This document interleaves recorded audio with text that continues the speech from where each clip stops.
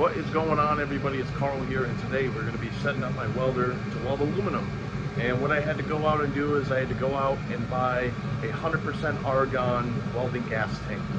And that was a bit of a mission.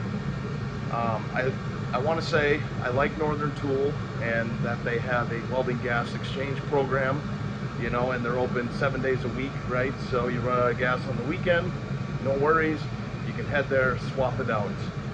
The only thing I got against Northern Tool and all that is they never update their inventory of what they have.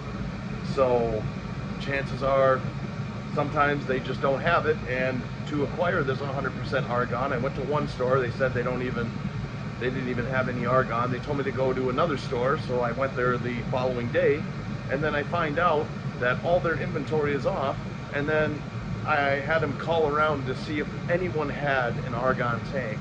And of course, the one store that had it was way across town, about 40 minutes away. And you know, it's rush hour.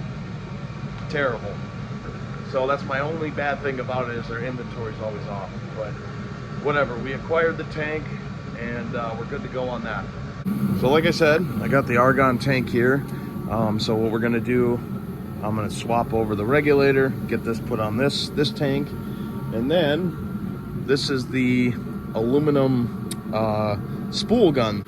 All right, so I got the spool gun hooked up. Obviously, this one is the main power, right, to the gun, and then they had a little access hole here that you shove the gas line up, and that plugs in up here, easy peasy. And then this is another, I don't know, I think this is power. This is the power plug for the welder, for the trigger, and to activate everything for your wire speed. Okay, so everything's hooked up there. Next thing we got to do is transfer over the gas line to the other welding tank. All right, I got the gas tank switched over. I have the welder is plugged in. And now I found some scrap aluminum, kind of clamped it together. I'm gonna just kind of butt weld it together, see what happens. You know, just do random spots, see what kind of beads we can lay. Now we got to get the wire fed through the gun. So we got to turn on the welder.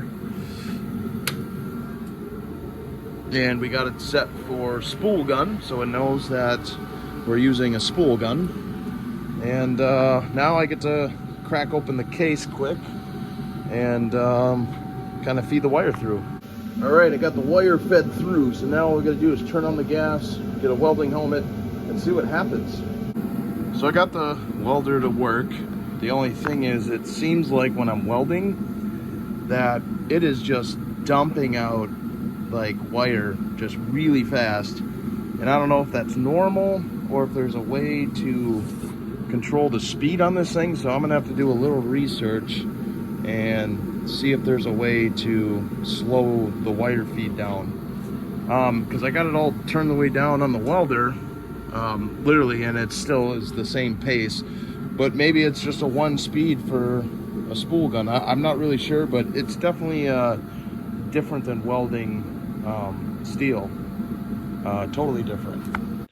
All right, so after, I don't know, watching a video from Eastwood and a lot of practice, I decided to weld two brackets together. And don't make fun of me for the ends of the weld, because I just tacked it in place and then I tried to do my weld, right?